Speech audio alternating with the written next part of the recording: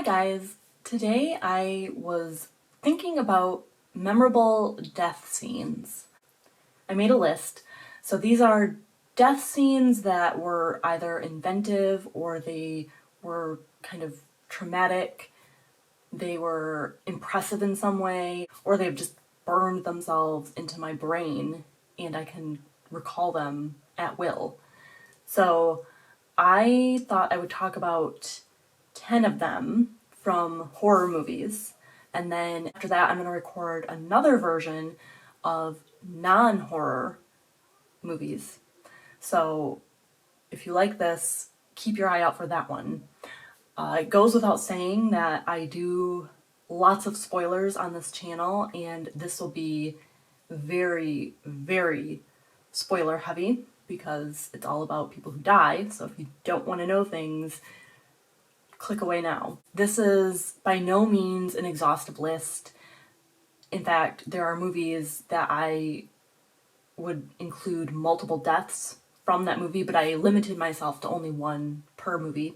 Number one, the pool scene from Alligator.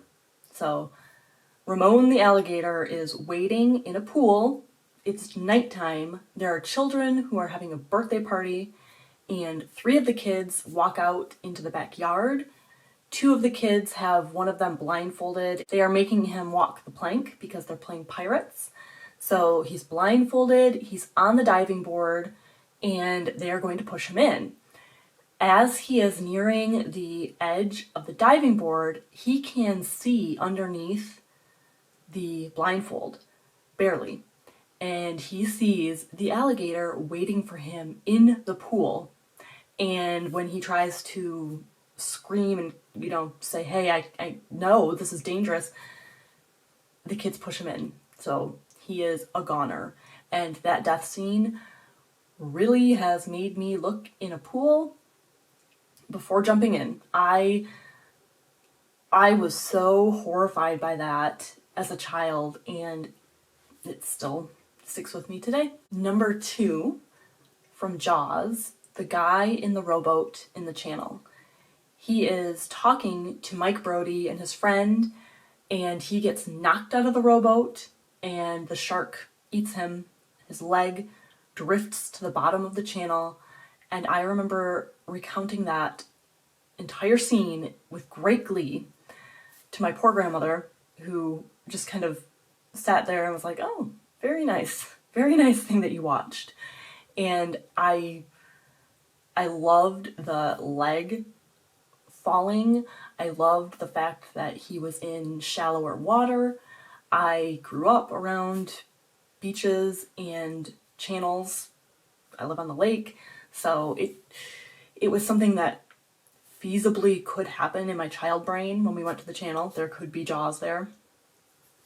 And I have seen footage of what they originally intended to do, and it was pretty gruesome. The guy was supposed to stay in the shark's mouth, and he was supposed to push Mike Brody out of the way, and it was too bloody and too disturbing, I guess, for it to have made it into the film. Number 3, from Jaws 2, the death of Eddie.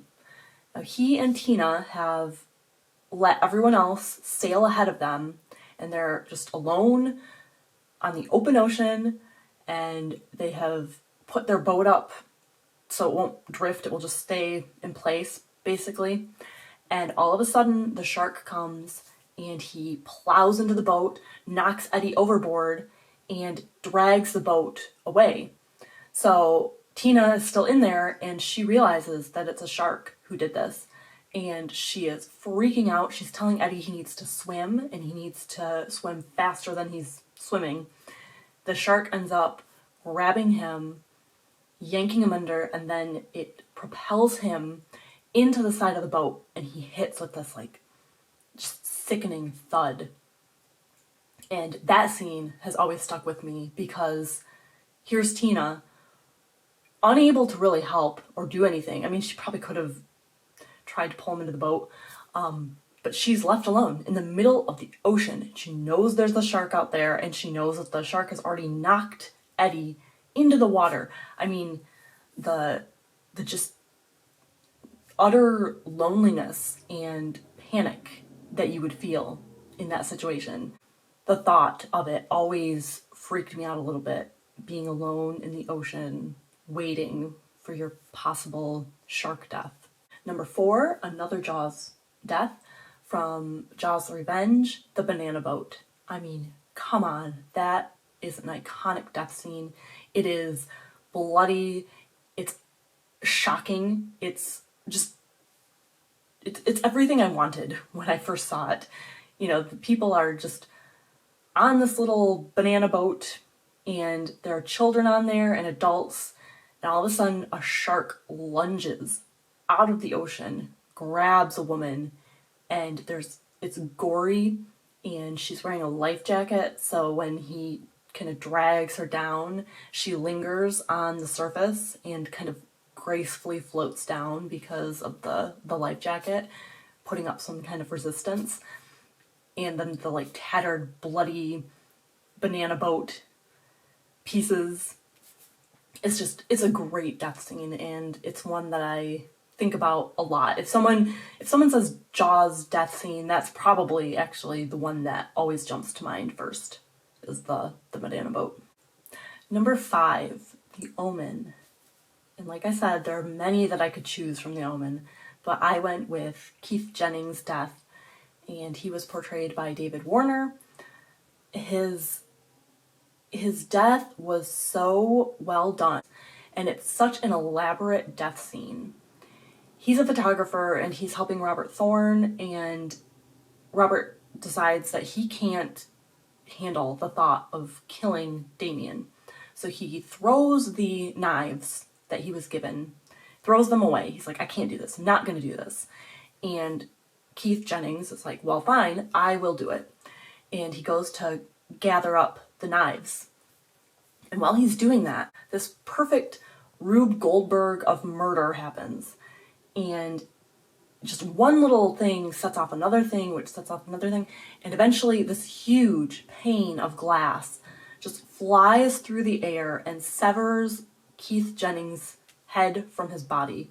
And the head flips around and the body crumples. It's just so good. And then it ends up where the body and the head are laying there, and you can see the head in the reflection of that pane glass. It's amazing. It's amazing what they did.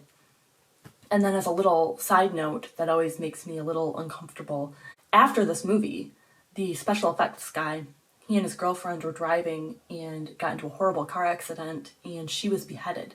So it's just that little synchronicity. They call it the Omen curse, which we could talk about in another video, but that's just something that's a little bit creepy. Number 6, the Omen 2. There's a journalist, and she is driving along this beautiful country road. It's kind of isolated, but it's very pretty out and naturey, and all of a sudden her car breaks down. She gets out and is attacked by a crow or raven, and it just starts going after her. It pecks her bloody, and it's all in her hair and knocks her over. It's just attacking her with just a lot of viciousness. And it blinds her, and she is just standing there. She hears a truck coming. She's standing there in the road, and she is a bloody mess. And just her bloody figure has always been in my brain. It's just stuck in my brain. And she's standing there just completely disheveled, covered in blood, and the semi just hits her and kills her. So that bloody mess combined with the beautiful pastoral scenery, it just really has stuck in my brain. I think about that sometimes when I'm driving through a patch of kind of pasture land. Number 7, the death of the first victim in Suspiria, the girl who crashes through the stained glass window and is hung and bleeding. It is such a fascinating scene. The first time I saw it, I was like, this movie is going to be great. It was so beautiful and yet so graphic and disturbing, with all the beautiful lighting and the unnatural blood, the unnatural shade of blood, and, you know, her expression. It's all just priceless. And I don't remember her character's name, but you know the one I'm talking about. At the very beginning, she crashes through the stained glass, and it's just a really, really awesome shot. Number 8, Halloween, Bob's death. I find his death to be so well done. The way that Michael has him pinned against the wall with his huge knife, and the way that Bob is tense, and all of a sudden you could see him relax through his feet. He's just dead.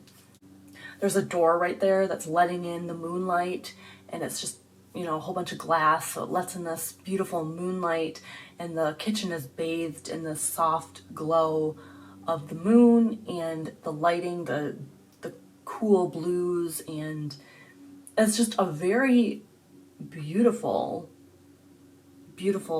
scene.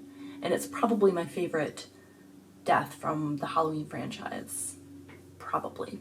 Or at least it's the one that I can picture the most vividly and have like a melancholy feel when I think about it. Number 9 from Pet Sematary, Judd's death. Now, this one, I don't think it's actually his death that bothers me as much. It's the Achilles tendon. It's the slicing of his Achilles heel that really gets me. It makes me almost a tiny bit squeamish. And the first time I saw it, it just really, really made me kind of cringe, but not in an embarrassing cringe way, like in a, oh, I hope that never ever happens to me kind of way. And I think I mentioned it in another video. So I used to jump out of my bed to clear the arm radius of any deranged person who might be under there with a scalpel. That's how much this movie impacted me. And lastly, we have John Baxter's death from Don't Look Now. Don't Look Now is a great movie. I love it. And I feel like John's death makes everything come together in the most perfect way that I have possibly ever seen in a movie. I will go into more detail in the review I do of the movie, but this one is, it's so good and so heartbreaking and so upsetting and shocking. And the first time I saw his death scene, I was upset because I liked his character, and I was fascinated that all this stuff is coming together and it explains some things. It just tied up all these ends that made me want to rewatch the movie almost immediately. I don't know if you've ever had movies like that. And also made me go on and on about it to my friends, telling them that they need to watch it because it's just such a great ending. Have a spooky day.